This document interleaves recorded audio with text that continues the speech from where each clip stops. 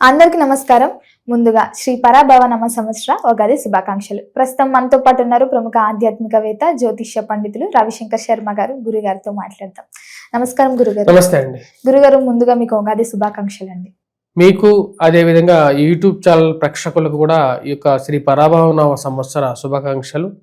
మనసులో అనుకున్నటువంటి ప్రతి కోరిక నెరవేరాలని చెప్పి, గత సంవత్సరం నుంచి అనుకున్నటువంటి కోరికలు కూడా ఈ సంవత్సరం నెరవేరాలని చెప్పి ఆ యొక్క పరమేశ్వరుని కోరుకుంటున్నాను. గురుగారు, ముందుగా ఉగాది అనగానే ప్రతి ఒక్కరికి వాళ్ళ జాతకాలు, వ్యక్తిగత జాతకాలు చూసుకోవడం అలవాట్లు, మనకి ఎప్పటి నుంచో వస్తున్న ఆచారం అది. సో ముఖ్యంగా మరి మకర రాశి వారికి ఎలా ఉంటుందంటారు? ఈ సంవత్సరం అంతా ఆర్థికంగా, ఆరోగ్యపరంగా ఎలాంటి జాగ్రత్తలు తీసుకోవచ్చు అంటారు?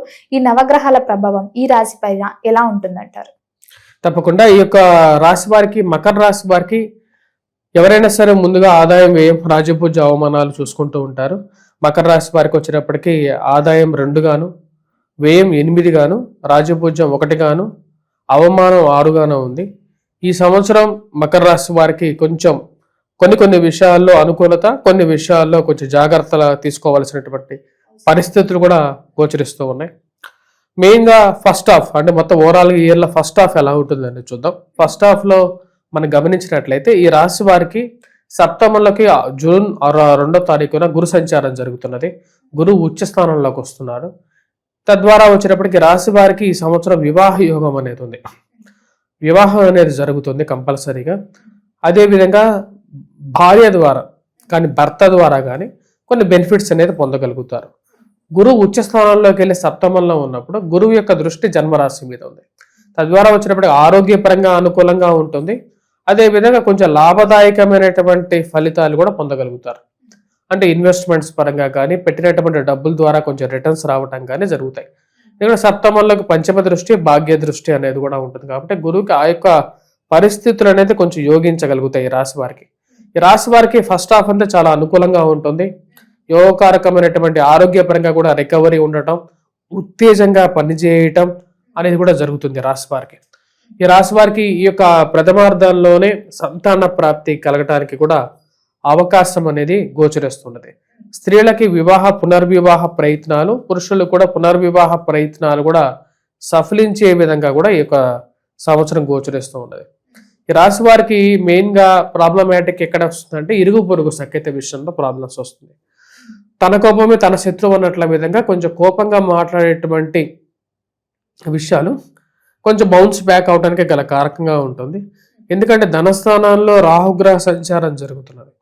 రాహు శని లాంటి ప్రభావాన్ని ఇస్తాడు. అంటే చెప్పాలనుకున్నది మంచి పని అయినా సరే చేసేటప్పుడు తన కోపంతో మాట్లాడడం వల్ల అది కొన్నిసార్లు ప్రాబ్లమాటిక్ కండిషన్ని తీసుకొచ్చే విధంగా ఉంటుందన్నమాట.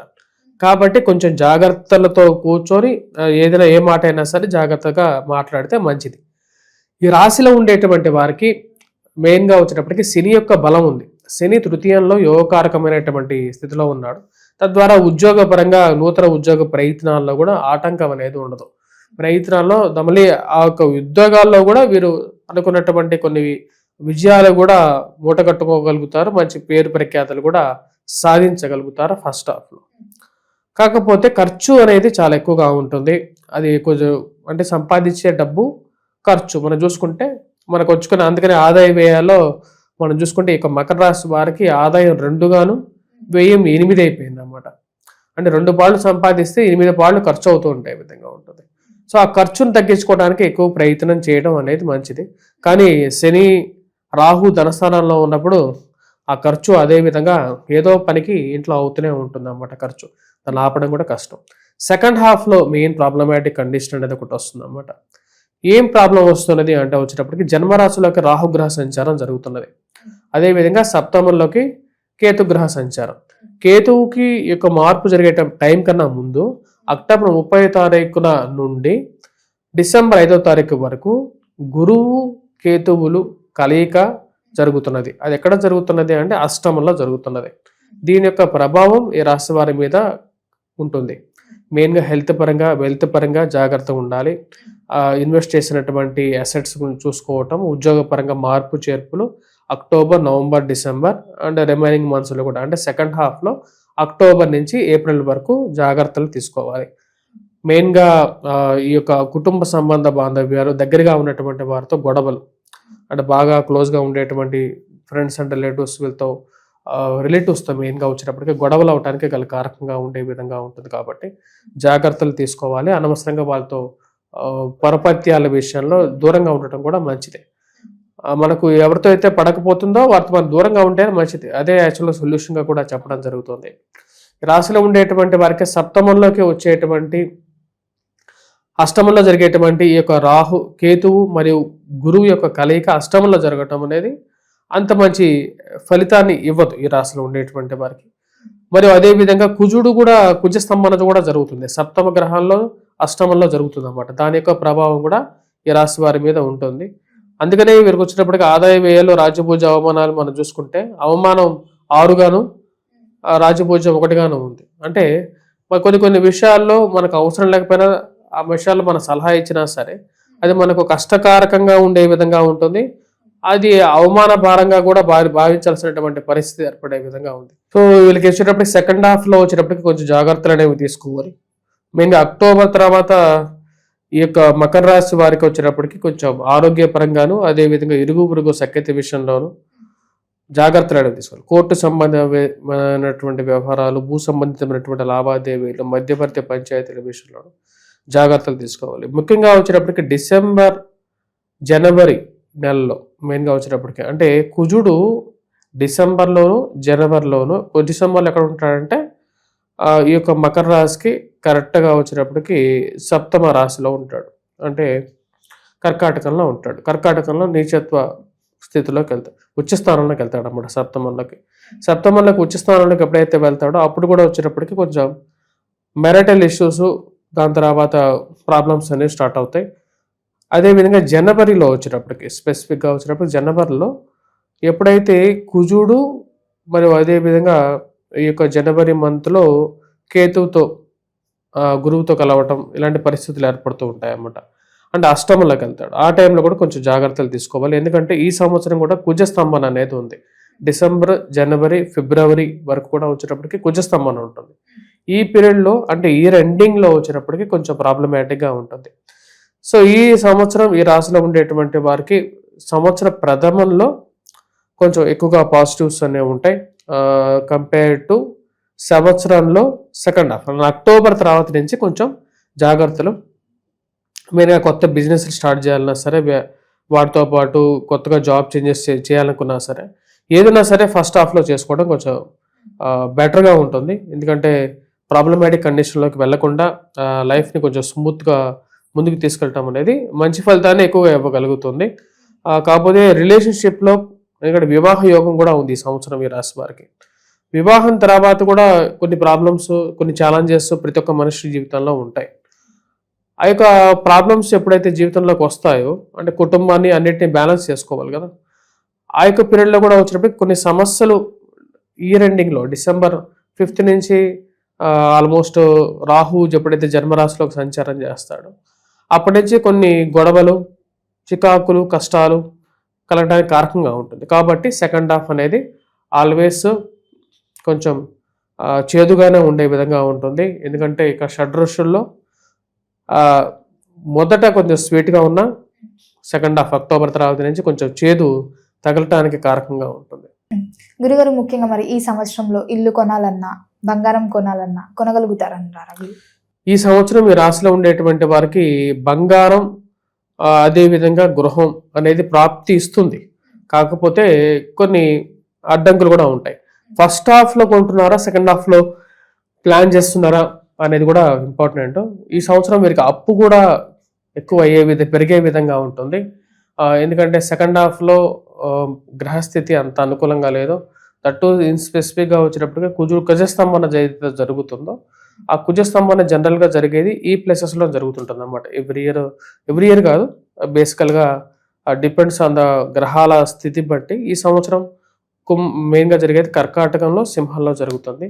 దీని ప్రభావం ఈ రాశి వారి మీద కొంచెం ఎక్కువగా ఉంటుంది. ఆ టైంలో సెకండ్ హాఫ్లో అక్టోబర్ తర్వాత నుంచి అప్పుల విషయంలో జాగ్రత్తలు అనేవి తీసుకోవాలి. గురుగారు, ముఖ్యంగా చూసుకుంటే మరి ఈ సంవత్సరంలో మకర రాశి వారికి రాజయోగమా, పోరాటమా? పోరాటంగానే చెప్పొచ్చు. రాజయోగంగా చేసినటువంటి మంచి పనులకి దక్కాల్సినటువంటి దక్కగా దాని గురించి దక్కాల్సిన వాటి గురించి పోరాటం చేయాల్సినటువంటి పరిస్థితి, అది కూడా పోరాటం కూడా ఎక్కువగా దగ్గరగా ఉన్నటువంటి వారితో ఎక్కువగా పోరాటం ఉంటుంది. మరి నక్షత్ర ఫలితాలు ఎలా ఉన్నాయంటారు? ఈ సంవత్సరం మకర రాశి వారి నక్షత్ర ఫలితాలు ఎలా ఉన్నాయి అనేది మనం చూద్దాం. ముందుగా వచ్చేటప్పటికి ఉత్తరాషాఢ నక్షత్ర జాతకులు ఎవరైతే ఉన్నారో ఉత్తరాషాఢ నక్షత్ర జాతకులకి ఎలా ఉందనే చూద్దాం. ఉత్తరాషాఢ నక్షత్ర జాతకులకి కొంచెం మిశ్రమమైనటువంటి ఫలితం రాబోతున్నటువంటి మార్చి, ఏప్రిల్, మే అంటే టు జూలై వరకు కొంచెం మిశ్రమంగా ఉంటుంది. నిష్ఫలితంగానే చెప్పవచ్చు. ఎక్కువగా ప్రయత్నం చేయాలి కార్యసిద్ధి కోసం. వీరికి వచ్చినప్పటికీ జూలై తర్వాత నుంచి నవంబర్ వరకు కార్యసిద్ధి సాధించగలుగుతారు. చేయాలనుకున్నటువంటి పనుల్లో కదలిక అనేది మొదలవుతుంది. డిసెంబర్ తర్వాత నుంచి ఏప్రిల్ వరకు కూడా నిష్ఫలితంగా గోచరిస్తూ ఉన్నది. వీరికి ఆ విషయంలో అంటే ఎక్కువగా ప్రయత్నం చేసి దానిలో విజయం సాధించడానికి తాపత్రయత అనేది ఎక్కువగా ఉంటుంది. అదేవిధంగా శ్రవణ నక్షత్ర జాతకులకి వచ్చేటప్పటికి ఫలితం సజావుగానే ఉంటుంది. అది మంచి ఫలితాన్ని పొందగలుగుతారు. ముఖ్యంగా వచ్చేటప్పటికి మార్చి నుంచి జూలై వరకు కూడా అనుకూలంగా ఉంటుంది. ఉద్యోగపరంగా, వ్యాపార పరంగా, ఫైనాన్షియల్ గాను, గృహంలో వివాహ ప్రయత్నాలు కానీ, వివాహం గురించి చేసేటువంటి ప్రయత్నాల్లో కూడా లాభదాయకమైనటువంటి ఫలితాలు, విద్యా విషయంలో కూడా విద్యార్థులకి అనుకూలత కూడా ఉండే విధంగా ఉంటుంది.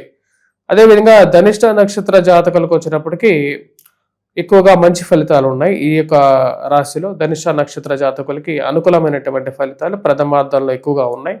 ఉద్యోగపరంగా, వ్యాపార పరంగాను మరియు అదేవిధంగా విద్యార్థులకి అనుకూలతను సాధించగలుగుతారు. మానసికంగా చేయాలనుకున్నటువంటి పని మీద దృష్టి కేంద్రీకరించగలుగుతారు, సాధించగలుగుతారు. ఈ రాశిలో ఈ యొక్క నక్షత్ర జాతకులకి, ధనిష్ట నక్షత్ర జాతకులకి జూలై నుంచి డిసెంబర్ వరకు కొంచెం మిశ్రమమైనటువంటి ఫలితాలు, మధ్యస్థంగా ఉండేటువంటి ఫలితాలు పొందగలుగుతారు. అంటే చేసేటువంటి పనికి తగినటువంటి ఫలితం పొందగలుగుతారు. డిసెంబర్ నుంచి మళ్ళీ ఏప్రిల్ వరకు మంచి అనుకూలమైనటువంటి ఫలితాలు, మళ్ళీ రికవరీ మోడ్లోకి రాగలుగుతారు. అనుకున్నటువంటి పని సాధించగలుగుతారు. ఈ యొక్క 3 నక్షత్ర జాతకులు ఎవరైతే ఉన్నారో వీళ్ళలో ధనిష్ట నక్షత్ర జాతకులు ఎక్కువగా మంచి ఫలితాన్ని, శ్రవణ నక్షత్ర జాతకులు తర్వాత ఫలితాన్ని, తర్వాత ఉత్తరాషాఢ నక్షత్ర జాతకులకి చివరి ఫలితాన్ని పొందగలుగుతారు.